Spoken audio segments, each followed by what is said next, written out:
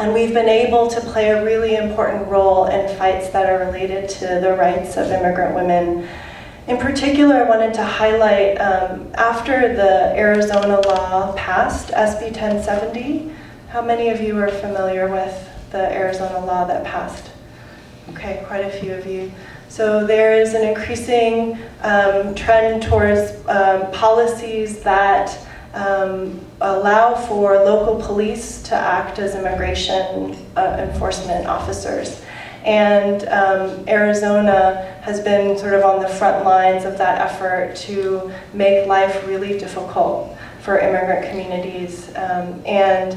In Arizona, when the statewide law passed, SB 1070 passed, we were able to bring delegations of women from around the country to document how women in particular are on the front lines of these kinds of anti-immigrant measures. And those women then from around the country took those stories from Arizona, from the front line, back to their communities and also to Washington, and helped to organize several congressional briefings that brought women and children, a 10-year-old girl named Catherine, for example, to Washington to testify, to tell their stories, and actually got a number of members of Congress who previously had not been engaged on immigration issues to take a stand on these issues. And so there's a way in which the role that domestic workers have been able to play in bridging some of these movements and bringing in new allies around key fights has also been really important, and we see that as part of our work. And in general, we are in a moment of a great deal of change and uncertainty in the United States. A lot of people talk about the multiple crises that we're in terms of the economy and the jobs crisis. Also in terms of immigration, the fact that we have at least 13 million people who are living without status, who have no path to citizenship, and that it's also in the wake of changing racial and demographic shifts in the country, where a lot of people talk about 2042 as the year when the United States becomes a majority minority country or a majority people of color country. Layered on top of that, you also have a generational demographic shift that's happening, where people are living longer, and as the baby boomer generation ages, there's actually going to be a huge explosion in the need for care in the United States, where every 8 seconds, as we are here now, today, every 8 seconds, an American turns 65. And so in 2011 alone, 4 million Americans will turn 65. And what that means is in the next 20 years, 27 million Americans are going to need caregivers to meet their basic daily needs. And so you've got layers of crises, lots of demographic shifts, and women are really on the front lines of all of it, and particularly caregivers, who are going to be caught in an enormous care gap and all of these different polarizing political and economic crises. And so we talk about it a lot in terms of a care crisis, that there is a care crisis in terms of the working conditions that caregivers face, and the lack of protections, the long hours, the low wages, the vulnerability. And there's also a crisis that more and more seniors are going to face in terms of being able to receive the care that they need and be able to have a dignified quality of life in their senior years. There's a crisis in the fact that the work of caregiving and taking care of families and homes is not recognized, it's not valued, it's not accounted for in our economy. There's all these layers of problems that contribute to the care crisis, and this is only going to be exacerbated over time as the demographic shifts unfold. And so what we did was we built upon some of the lessons of organizing in the past and thought about how could we create solutions to multiple problems at the same time? And of course, expanding labor protections for domestic workers is going to continue to be a big piece of work for us. And in addition to that, we thought about how is it that we can build a movement that really brings together all of the different faces of the care crisis, and as many people as possible, people with disabilities, seniors, people who need care, families of people who need care, families of domestic workers and of care workers. How do we build a movement that really reflects everybody's right and everybody's human dignity? And so what we came up with was a new national campaign called Caring Across Generations.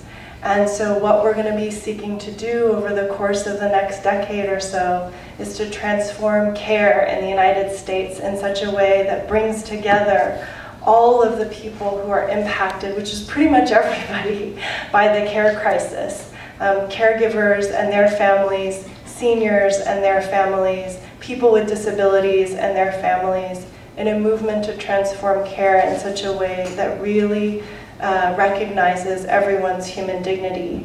And part of that is going to be creating a path to citizenship for undocumented workers, many of whom are already doing care work in the United States, and giving them access to training and also a path to citizenship as we continue to fight for immigration reform. So that is one of our advocacy campaigns at the national level. At the municipal and state level, we're going to continue to fight for an expansion in labor standards. And at the international level, we're going to fight for as many countries as possible around the world to ratify the ILO Convention, and for more and more countries to start really recognizing domestic work as real work, as dignified work, and making sure that within that, migrant domestic workers in particular have rights and have the ability to live and work with dignity.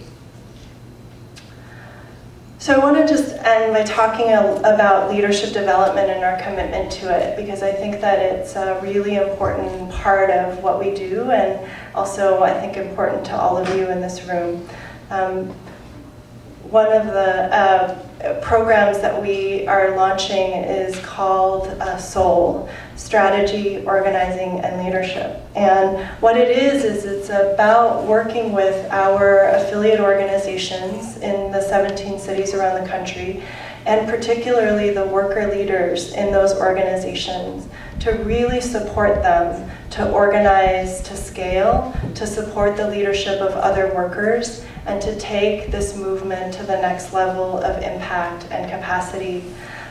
So we'll be providing 5 training retreats over the next 2 years with coaching and technical assistance in between. And we're going to be taking 80 worker leaders through a process of really thinking together about how do we transform care, how do we expand human rights and dignity for domestic workers, and how do we build this broader movement for social and global justice. And it'll be speaking to where organizations are at. Some organizations are more established and they have a good membership base and a group of leaders that they're already working with, and some are newer and just emerging and have different needs. So we'll hope to speak to the different levels and levels of development that people are at. And I think I wanted to end with this piece because I wanted to show a video, which I'm actually going to send to No One Is Illegal, to give you a sense of the actions that we do and the kinds of organizing strategy and tactics. But there's just a real way in which the work is led by and really driven by workers and worker leadership, and that the domestic workers are the heart and soul and the lifeblood of this movement. And you'll be able to see that in the video that I'm going to send over. But I think that that's particularly important for a number of reasons. Somebody really wise once said that the difference between transactional change and deeper transformational change is that transactional change just has a vision for change that's really about the specific interests of the specific community that you're working with, and about looking at the world through that perspective. And deeper, more transformative change is about trying to see the total picture, the whole picture of what it is that we're living within, and all of the different experiences in society, and how we actually need to transform in a very fundamental and holistic way the world around us. And it's not just from the standpoint of one group or two groups, but actually for everyone. That change needs to happen for everyone. And I say that because domestic workers have an incredible tendency towards transformative change. Because not only do they have their own experiences as many of them immigrant women of color, 59% of domestic workers are single mothers, right? They have their own experience coming from that place, but they also live inside the worlds of their employers and the lives of their employers, who are for the most part of a different class and of a different race and an experience, certainly. And what that allows for is an incredible sense, an incredibly sharp view of inequality and just how unequal society is. And it also allows for an incredible sense of humanity and an inability to dehumanize anybody, really. And it pushes us, it challenges us to actually be our most humane and best selves, not just as domestic workers, but all of us in the movement with them, building with them, and in the broader social justice movement. And I think that that leadership, that type of leadership that really embodies that deep, deep sense of what we're up against and the deep, deep sense of humanity is precisely the kind of leadership that we need in these uncertain times. After Arizona's SB 1070 passed, Pablo Alvarado, who's the director of the National Day Labor Organizing Network, said, and he was leading a lot of the response and the mobilizations. We had a march with 150,000 people in Phoenix, Arizona after that bill passed. And what he said was, because a lot of people would ask him, well, aren't communities afraid of coming out? Aren't they afraid of what's going to happen now that this bill is passed? And what he said was, between anger and fear, there is courage.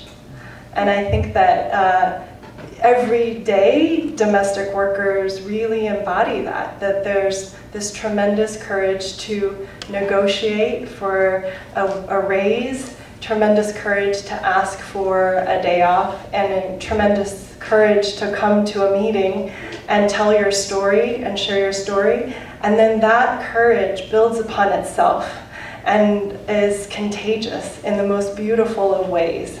And it has allowed us to build an incredibly powerful movement when they said it couldn't be done, right? I can't tell you the number of people who laughed at us when we first showed up in Albany and demanded the passage of a domestic worker bill of rights and said to us, you will never pass the laugh test. And ultimately, it was that incredible courage that was contagious that allowed us to sustain and build a movement over 7 years and win, and is continuing to allow us to win across the country. And so I just,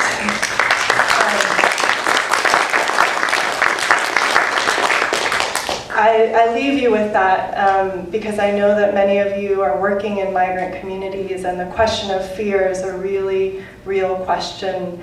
And I would just say that in between the anger that we feel at the conditions and the fear that is real and living and breathing in our communities, there's just a tremendous amount of courage. And I've seen it in domestic workers in the United States, around the country, across the board, and I know that it exists here as well.